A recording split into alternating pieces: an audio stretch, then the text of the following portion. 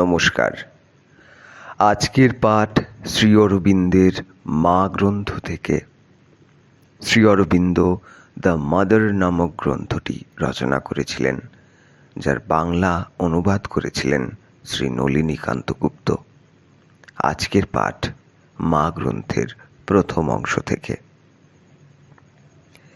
যে মহান, যে দুরূহ কাজটি আমাদের সাধনার লক্ষ্য, তা দুটি শক্তির সংযোগে কেবল সম্পন্ন হতে পারে।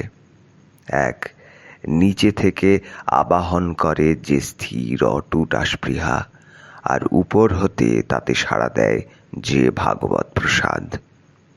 কিন্তু ভাগবত প্রসাদ কাজ করতে পারে শুধু জ্যোতির ও সত্যের বিধানকে আশ্রয় করে।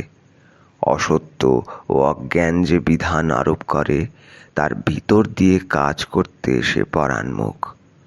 মিথ্যার দাবি সে যদি স্বীকার করে নেয়, তবে নিজেই সে নিজের ব্যর্থতার কারণ হয়ে দাঁড়ায়।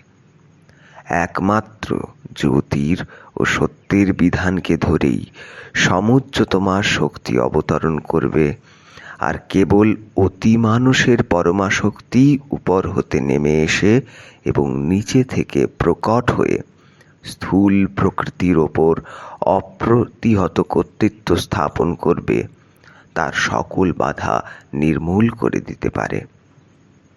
সে বিধান হলো এই: চাই অখণ্ড ঐকান্তিক সমর্পণ, চাই ভাগবত শক্তির দিকে অনন্যমুখী আত্মোন্মিলন, চাই যে সত্য অবতরণ করছে প্রতি পদে সর্বতোভাবে তাকে বরণ করা, তার পার্থিব প্রকৃতিকে শাসন করে চলেছে মনের, প্রাণের ও দেহের যেসব মায়া, যেসব শক্তি, তাদের মিথ্যাকে প্রতি পদে সর্বতোভাবে বর্জন করা।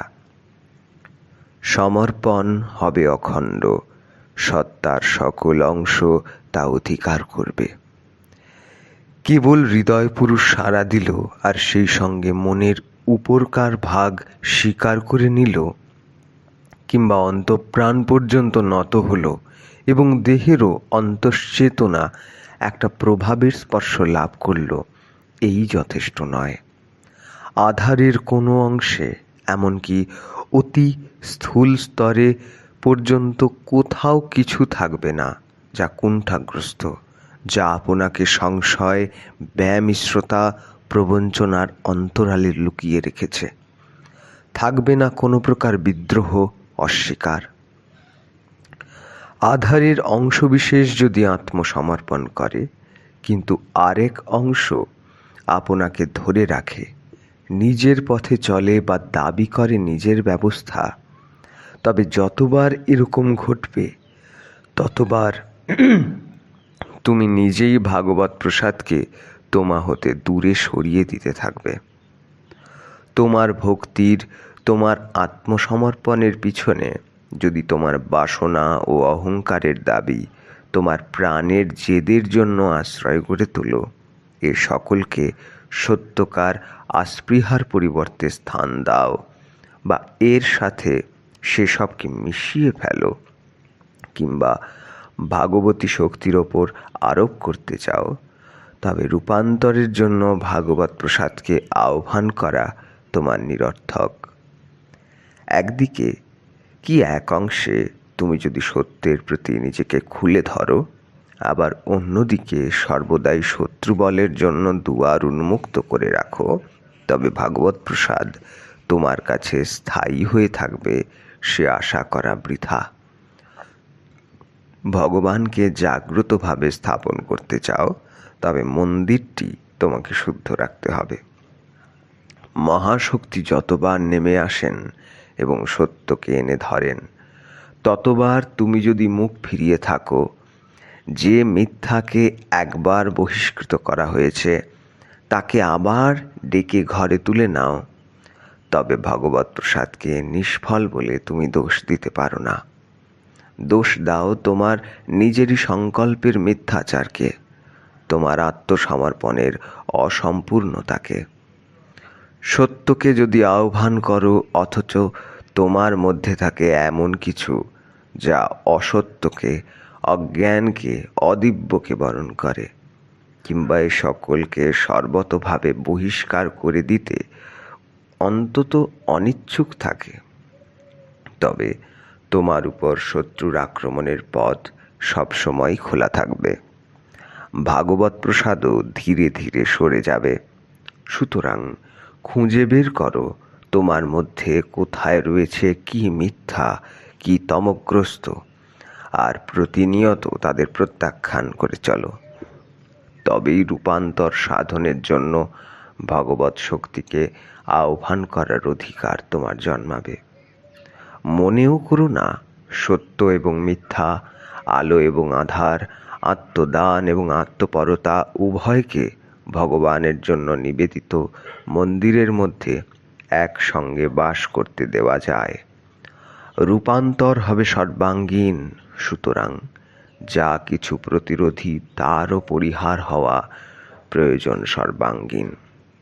দূর করো এই মিথ্যা ধারণা যে ভগবান যে বিধি দিয়েছেন তুমি যদি তা পালন না করো তবুও যখন যেমন চাইবে ঠিক তেমনই তোমার সব কিছু ভাগবতী শক্তি করে দেবেন বা করতে বাধ্য।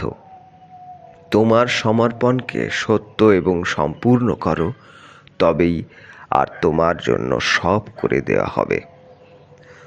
দূর করো এই মিথ্যা ও অলস আশা যে সমর্পণও ভাগবতী শক্তি তোমার জন্য করে দেবেন।